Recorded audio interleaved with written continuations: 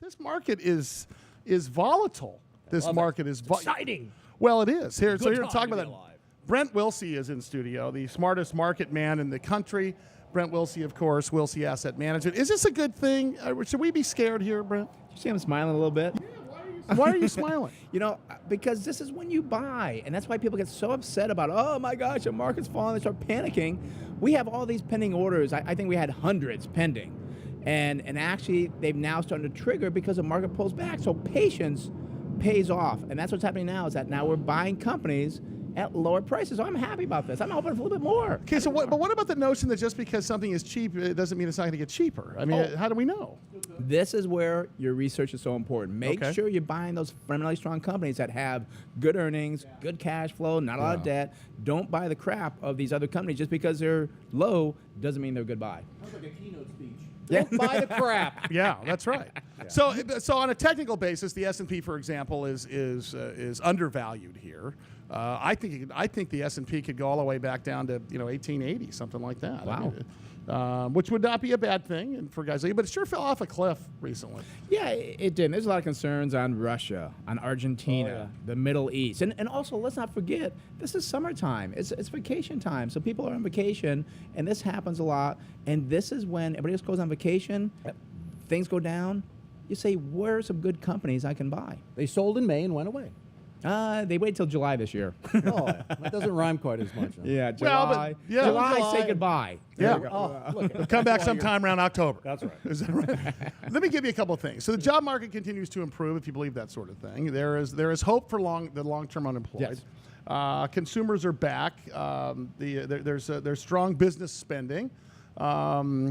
What else? Housing seems to be robust. There is earnings are around. There are some arguments to be said that the economy is strong. Yeah. Do you think that? Do you think the economy's there? I do. I mean, just let's look at things now. We've talked about this before in the past. The GDP in the second quarter came out 4%, up from the 3.1% estimate. They revised the first quarter from a negative 2.9 to 2.1. And what people don't realize, and I talked about this on the show many times, inventory. The first quarter inventory rebuild was like $34 billion. It was like $93 billion in the second quarter. What does that mean? Break that down. What does that mean? What did you just say? When you go to the store, you want to see something on that shelf. Yes, okay? I do. And you do see that.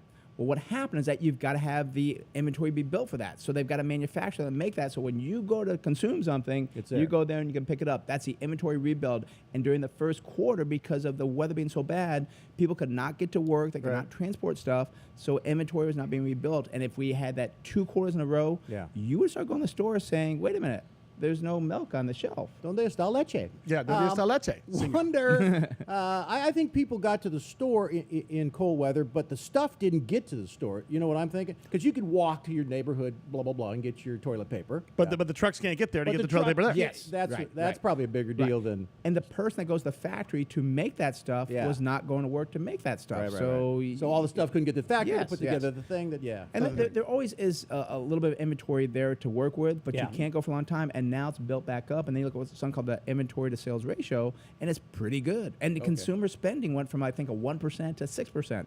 And also I want to point out too, consumer confidence came in 90.9 last week. That's the highest in the recovery. Consumers are feeling okay. So this is a good thing that's market pulling back because business well, we know the president will be gone in a couple of years, so there is a. I'm not sure that. I'm not sure that matters. King. I'm not sure. I'm sure you heard him tell CEOs stop crying. You heard about that, right? No, what's that? Oh, yeah. He was saying CEOs stop crying. Yes. And it's just like, I'm not getting a political game, but you know what? I didn't think that was right. Hey, let's talk about 3D printing companies. Have you heard, Russ, you know what a 3D printing company is? Yeah, if you want to make a little widget or something, like a gun, you can download the pieces. No, actually, that was one of the problems. Right. That you can download all the elements to put something together on a printer, and it goes zzz, and it builds it up with plastic or metal or whatever the hell. I mean, what are they doing there? They are amazing, and they were the big thing back the end of the year, first part of the year, like, 3D printers. Yeah, but so are 3D TVs. 3D, oh, yeah. And I don't really like wearing those glasses, but the 3D. That's the point. Yeah. Those things are a big flop. Yes. I mean, look at all the technology advances that we thought were going to be it. Oh, 3D television. Yeah. We're nothing. This is as close to 3D TV as we'll ever get. Yeah, right. Well, no, you look so real. Wow. Whoa, you touched. I mean, 3D television will come eventually. They'll improve it and so forth. But the 3D printers, it was the big hype, and this is why investors lose money. They get in the hype of it. Yeah. I mean, 3D Systems Corporation was nearly $100 a share in January. Now trades at 47. Why is that? Because they traded 122 times earnings, 41 times forward earnings. Wow. And back then it was much higher. Don't do silly things when it comes to investing. Don't get stuck in these trends of the next big thing. Yeah. Look at the business. Take your emotions out of the mix. Exactly. You're learning. You're good.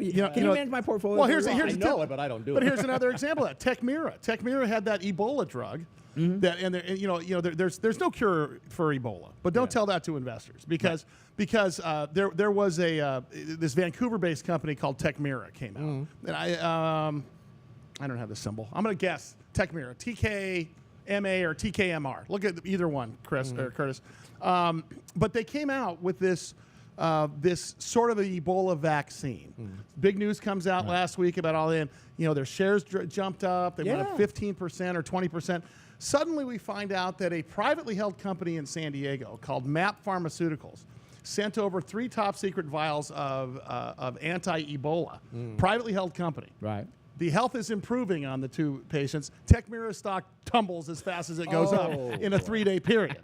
That's exactly what you're talking about. Don't buy the hype. You got to do a little bit of research on these things. And it's okay to miss the high price because of the fact you may not get the high price, the big spike, but then look at the company saying, okay, it's way up here.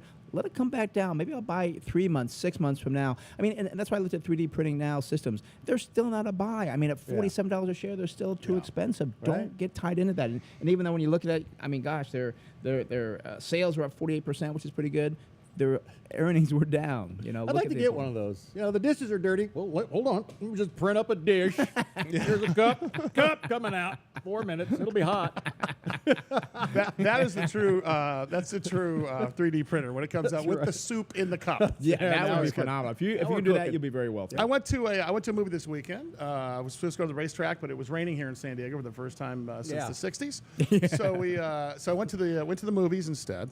And I went to see the James Brown Get On Up movie. But it's interesting, though. I didn't buy tickets for a 1 o'clock show. Snuck in the back? No, I bought Walking them backwards when the other I bought them crowd's at going 12 o'clock, and there was still plenty of seats left. Wow. You asked the question, movie theater attendance is down. Is it bad economy or bad movies? I say it's bad movies. Oh, you got it. Is that right? Your vote? No, bad economy. It's too expensive. I think it's crappy movies. You're I think it's bad movies for the summertime, right? Pay too much. You got to sit next to a guy who nose whistles. Ever been next to a guy that nose whistles at a movie? Through the whole thing, I've not had that experience yet. I'm happy to say. Sit next to Sully sometimes. But I do not know. So bad movies, people don't want to go see. June box office, they're off like 40% from last year. And just think about last year. I mean, Hercules, I haven't seen it yet. I want to go see it. We saw my son Galaxy or Guardians of the Galaxy, great movie. Actually, had to wait in line for that one, good movie. Big one. But Hercules is no match for, remember last year, Man of Steel, Wolverine. There hasn't been these big blockbusters. Guardians of the Galaxy may be the one to do it. They actually brought in $94 million domestically this one. $160 million. There's crappy movies making money, though, because they're only seen online. They're only Netflixed. Right. And some people say, this is so weird and so long. Well, people said, well, I like it. I'm weird and long myself. Yeah. So.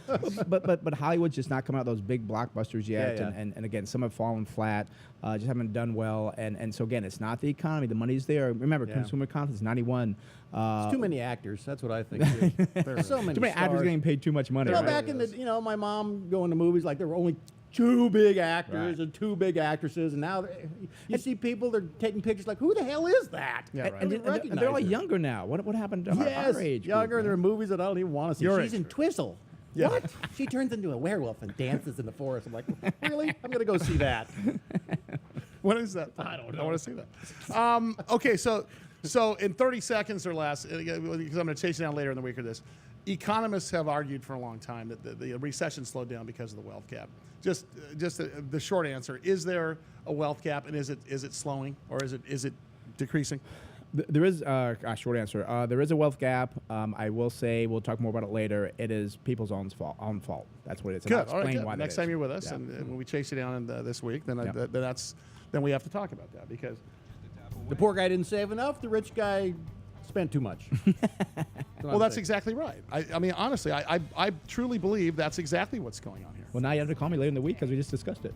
Hold on here. I feel a little Ebola coming on. Yeah, Big Biz Show, bigbizshow.com. You My can lungs follow are us bleeding. on Facebook and Twitter at Big Biz. Brent Wilsey, WilseyAssetManagement.com. Thanks, Brent. See you in a little bit. You're welcome.